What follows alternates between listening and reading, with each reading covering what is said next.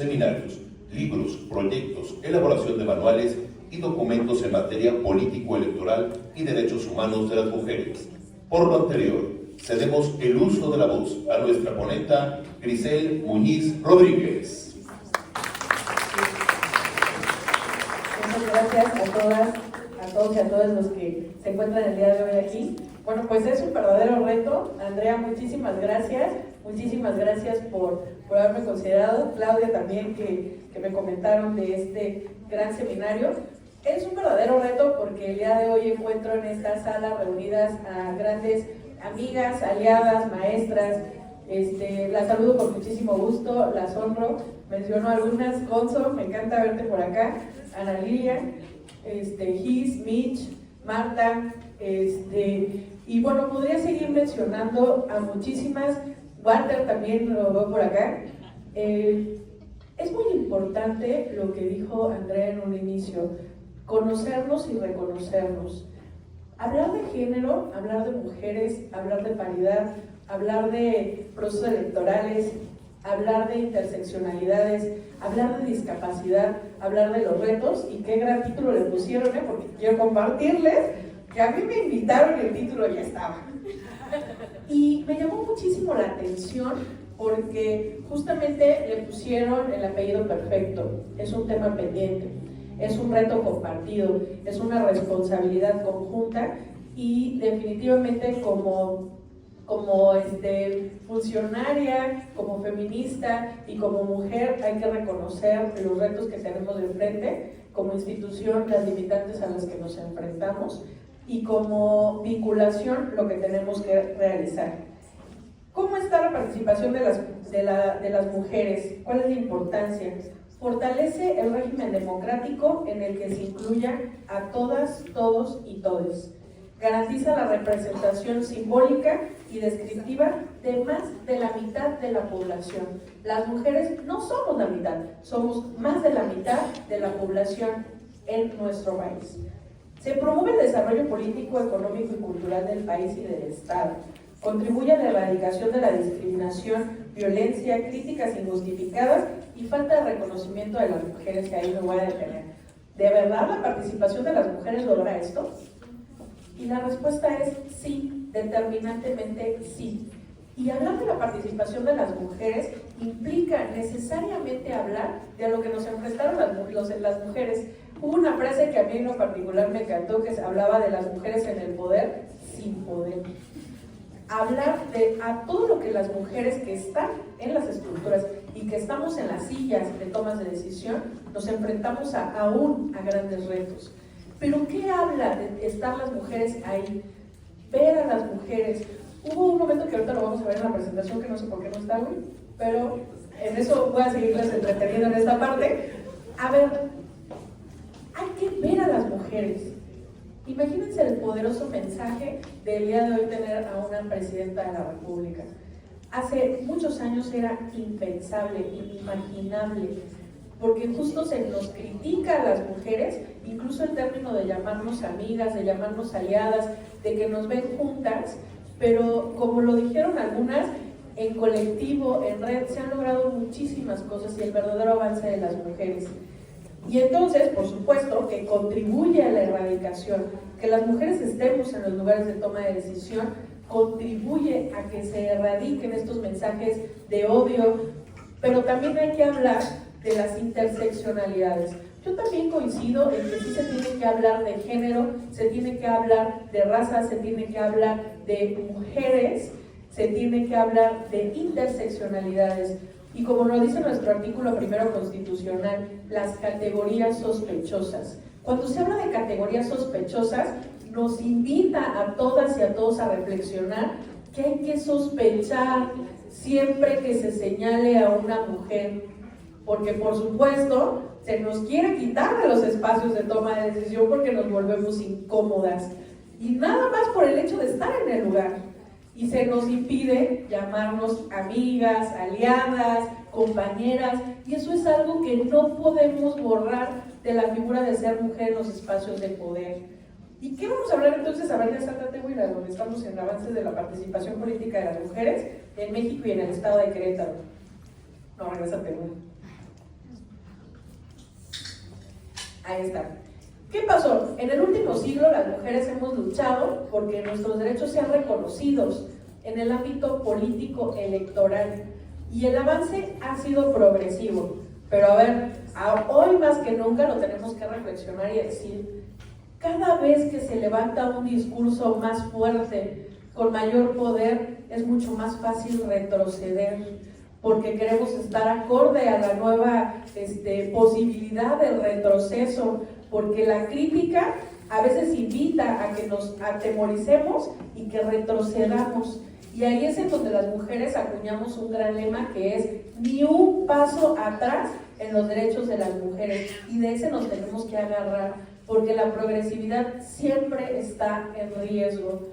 Y justamente a eso nos enfrentamos, que como mujeres, como red, como colectivas, hemos tenido que venir removiendo las barreras estructurales, esas barreras que muchas veces le llamaban invisibles, pero la verdad es que ya cuando estás ahí son todo menos invisibles. Cuando queremos ejercer nuestras atribuciones, cuando nos queremos hacer uso de la voz para levantar o señalar alguna actividad, que aparte muchas, el 99.9% de las veces está dentro de la normatividad. ¿Qué pasó? Entonces le tuvimos que poner otro apellido a la ley. Ya estaba en la ley. ¿Desde cuándo estaba en la ley? Por aquí les digo que tengo a grandes maestras, por eso no les voy a hablar de fechas. Pero, a ver, ya existieron las cuotas, después se convirtió en un sinfín de cosas, ¿no? Y no lo respetaban. Por eso, en el ámbito político electoral, y por eso voy a hacer aquí mi comercial, cuidemos a las instituciones electorales, cuidemos a las instituciones electorales, porque hemos sido las instituciones electorales las que validamos esta palabrita que se llama sustantivo, que se llama la igualdad sustantiva. ¿Por qué? Porque la ley ya estaba, pero no se respetaba. Y por eso se habla de que a punta de sentencias se fueron dando a respetar los derechos político-electorales de las mujeres. Y entonces también hay que hablar de interseccionalidades, y ahí vamos a llevar a muchos momentos muy tristes. La siguiente, Will, por favor. Y entonces hablamos de que en el 48 se hace la Declaración Universal de los Derechos Humanos. Ahí la verdad es que cuando daba yo estas conferencias en temas de género siempre les decía, y a las mujeres nos dijeron, al fondo, a la derecha. Ahí donde no se vean, ahí donde no molesten, y luego surgieron las sufragistas, y bueno, lo que ya sabemos, ¿no? En el 53, la reforma constitucional que reconoce el derecho de las mujeres a votar y ser votadas. En el 54, la primera diputada federal electa, Aurora Jiménez. En el 62, la primera diputada federal electa por Querétaro, María Consuelo Escamilla. En el 14, la reforma constitucional general que llevó a rango constitucional la garantía de paridad entre mujeres y hombres. Escuchen esto, en el 14. Pero quiero decirles que lo pusieron como pensando que se iba a convertir en letra muerta, que nadie lo iba a ver, que todas las que estuvieron ahí empujando, que veo que sé que hay muchas por acá, que no iban a defenderlo, que con que estuviera en la ley bastaba y sobraba. ¿Y qué creen? Que no se dejaron esas grandes mujeres, y ahorita vamos a ver qué pasaba en Querétaro en ese momento. En el 2019, la verdad es que aquí en Querétaro, aquí Ana Lilia no nos dejarán mentir, hicimos un gran evento para festejar, celebrar, pero más que nada retumbar y acuñar el tema de paridad en todo. Porque estos ejercicios, este seminario y todas las actividades que se realizan en el marco de mujeres, ¿qué crean? Pues sí, hacemos ruido, por supuesto, 2 que 3 notas por ahí, porque acá están mis buenos amigos de prensa, pero ¿qué generan? Lo que generamos es una agenda política, lo que generamos es subir el tema a la agenda política y recordarles que aquí estamos y que por supuesto no nos vamos a ir. En el 2020, el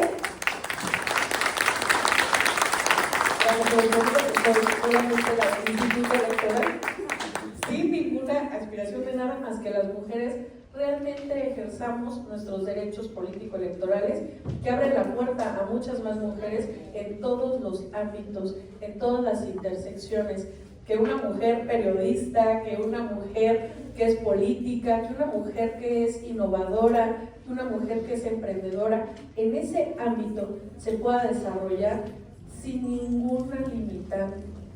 ¿Qué pasa en el 20?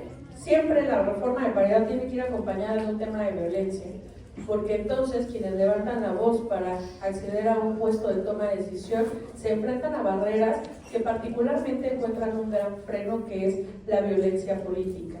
Esa violencia que se ejerce de manera desmedida a todas las que buscan un espacio de toma de decisión o un espacio en el poder. Y bueno, aquí tenemos muchísimos ejemplos. La siguiente, güey. Y bueno, se generan la reforma constitucional en el 14, Querétaro, y se hacen reglas en materia de paridad.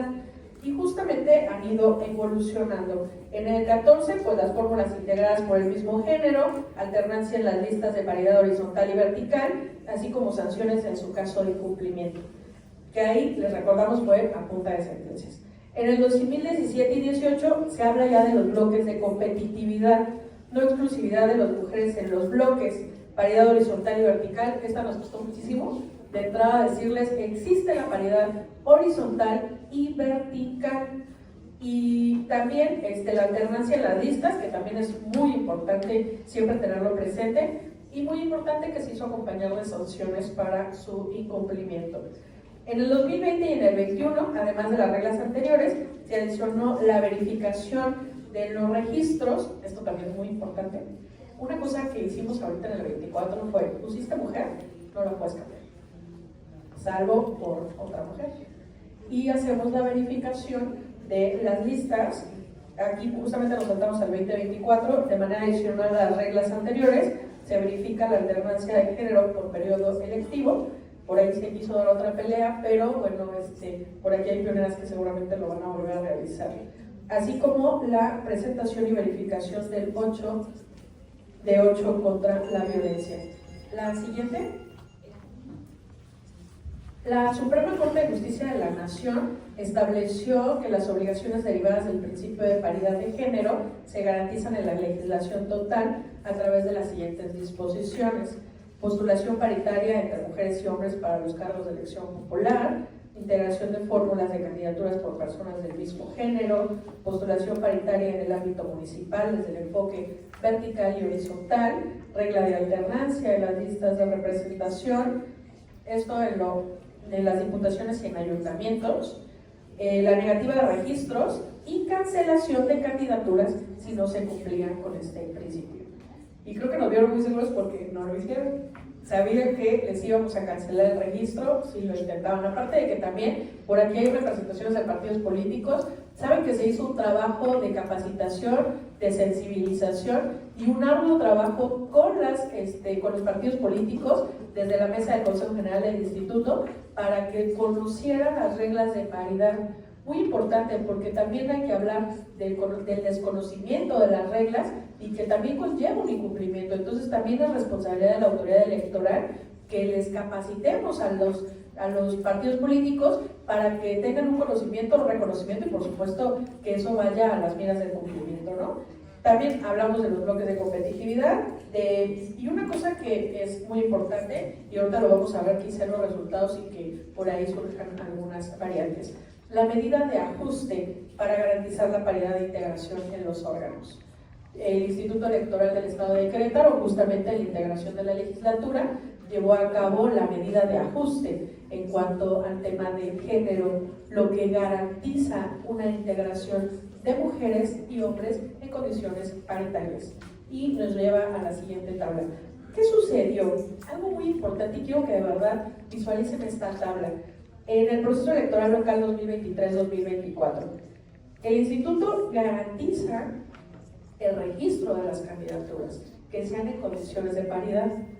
Aquí, por ejemplo, que ver los partidos políticos no es tan sencillo, llevar a cabo el corrimiento de las fórmulas, tienen que hacer empate incluso cuando van en coalición, cuando van en candidatura común. Es muy importante justo que se capaciten, que le den seguimiento desde mucho tiempo antes para que no salgan como siempre de esto complica. No complica, las reglas lo que hay que hacer es conocerlas para que el cumplimiento sea lo que se busque, ¿no? Y aquí justamente quise hacer énfasis porque hubo cumplimiento en el registro de las candidaturas.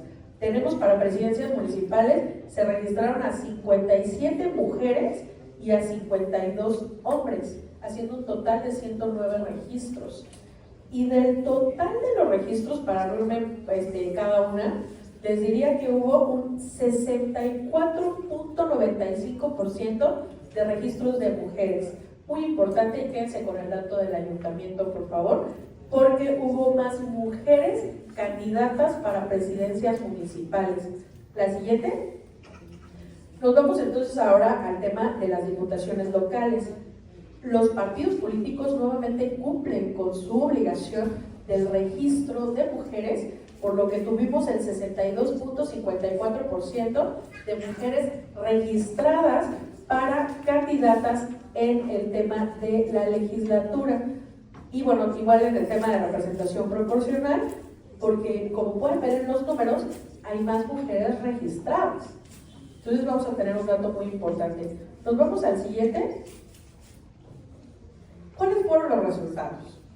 Aquí hay datos muy importantes que ahorita de hecho nos anticipó nuestra ponente del inicio, pero es un dato desalentador, pero retador, porque al final del día estamos en el espacio de las tomas de decisiones y tocará reflexionar de cuáles son estos retos a los que nos estamos enfrentando. En ayuntamientos, el resultado fue 4 mujeres electas, al lado de 14 hombres. Y bueno, aquí es muy importante visualizar que hubo más mujeres registradas. Entonces, algo está sucediendo ahí. La siguiente, en el caso de las diputaciones, ustedes recordarán que se tuvo que hacer el ajuste por parte del Consejo General, en donde se suben a 2 mujeres para que este ajuste permita el tema de la mayoría de mujeres, o por lo menos garantizar el 50+1.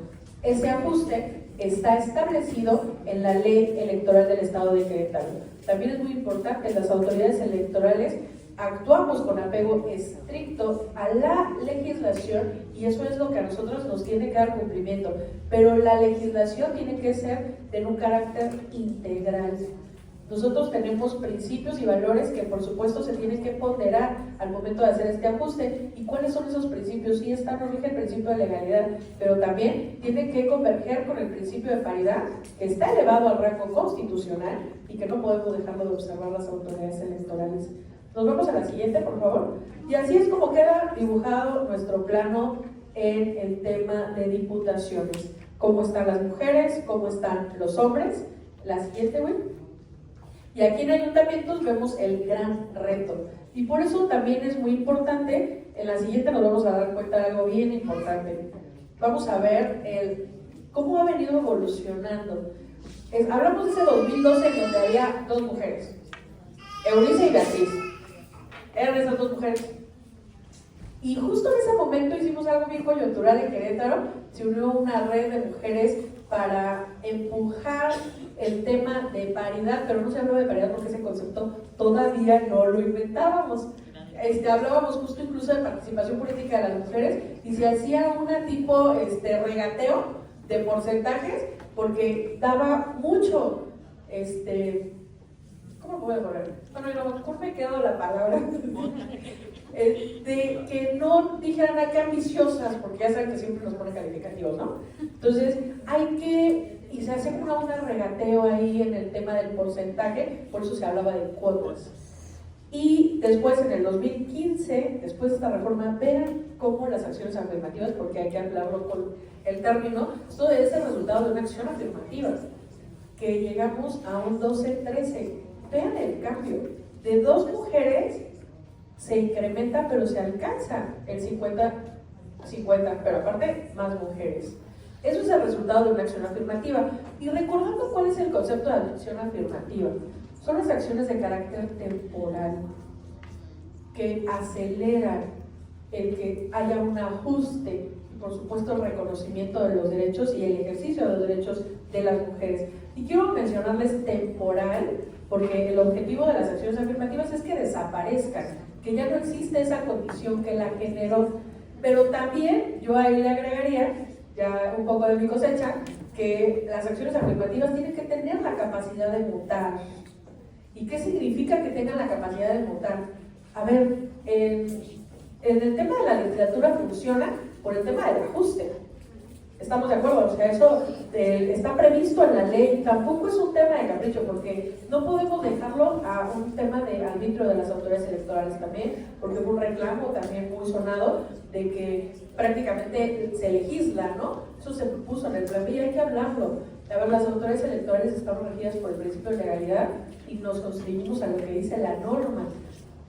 Y la norma dice, realiza un ajuste. Entonces, ¿qué hace la autoridad? Pues realizamos el ajuste. ¿Qué pasa en el tema de la integración de los ayuntamientos? Adelante, si quieres, Santa. Aquí vemos un escenario de cómo ha sido la evolución de los ayuntamientos, cuántas mujeres ha habido por cada uno de ellos, y vemos también muy marcado en el 2015 que teníamos a 2 mujeres, había 2 ayuntamientos encabezados por mujeres. Del 2015 salta por primera, y lo voy a decir así, por única ocasión, a la mitad. Y eso va hacia abajo. Pasamos de 9 a 6, a 5, a 4. Entonces, ¿qué pasa? Habla de un análisis y una reflexión de si nuestra acción afirmativa y los bloques sí están dando los resultados que se obtienen o que se buscan para el tema de paridad. Y ahí llegamos justamente a nuestras reflexiones y retos. Sí se ha avanzado de manera significativa, eso no lo podemos negar, y por supuesto eso es algo que tenemos que tener presente. Las mujeres hemos logrado llegar a los espacios de toma de decisión a través de acciones afirmativas, a través de medidas tanto legislativas como, por supuesto, en el ámbito administrativo. Es importante seguir con el tema de la sensibilización, que por eso estos espacios son sumamente importantes, de capacitarnos y profesionalizarnos para alcanzar los fines de una democracia paritaria, una democracia interseccional, porque tenemos que hablar de las intersecciones. Nunca vamos a pasar a ese tema porque justamente es un tema que en Querétaro tenemos pendiente. Hay que implementar acciones para erradicar la violencia y promover la presentación de denuncias. Aún existen retos, sobre todo en el ámbito municipal, y no podemos dejar de hablar de la interseccionalidad. Adelante, Luis. Y aquí llegamos al tema donde hablamos que las mujeres con discapacidad y pertenecientes a la comunidad LGBTTIQA+, justamente en este proceso no estuvieron registradas. Pasamos a la siguiente. Creo que me voy a pasar esta parte porque, a ver, no, si es la anterior, creo que me faltó una antes. Ahí. En la ley electoral del Estado de Querétaro del 15 de julio de 2023, que fue vigente para el proceso electoral local 2023-2024, dispuso como obligaciones las siguientes. Cada partido político en la integración de la planilla de ayuntamientos postularán al menos una fórmula que se integre por una persona perteneciente a los grupos de atención prioritaria. Nosotros en lineamientos lo pusimos que tenía que ir la fórmula completa. Para el caso de las candidaturas de diputaciones locales, por el principio de mayoría relativa o representación proporcional, cada partido debe postular al menos una fórmula que se integre por una persona perteneciente a los grupos de atención prioritaria. Adelante. Justo los grupos de atención prioritaria tenemos a jóvenes, adultos mayores, migrantes, afrodescendientes, indígenas, con discapacidad, LGBTIQA+. ¿Y qué sucedió en el proceso? Tuvimos 1.115 candidaturas registradas que se reconocían pertenecientes a algún grupo, y de lo que representaba el 32% del total. 63 a diputaciones locales de mayoría relativa, igual obviamente con su representación proporcional, 23 a presidencias municipales, 194 a sindicaturas, 452 a regidurías y 320 a regidurías de representación proporcional. Dentro de nuestros registros se adscriben 5 mujeres y 2 personas no binarias pertenecientes al grupo de 14 de la diversidad sexual, de las que vemos ahí registradas, 82 pertenecientes a indígenas, 769 jóvenes 250 adultos mayores.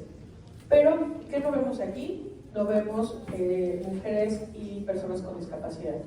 Que no vemos afrodescendientes y que no vemos migrantes.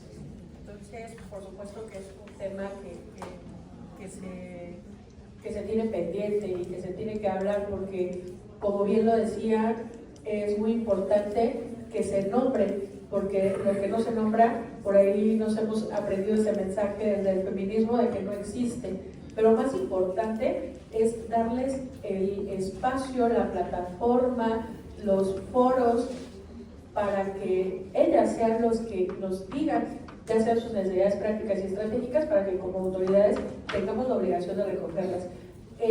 Discapacidad acuñan un tema que en lo particular cuando están en foros feministas con interseccionalidades es nada de nosotras sin nosotras.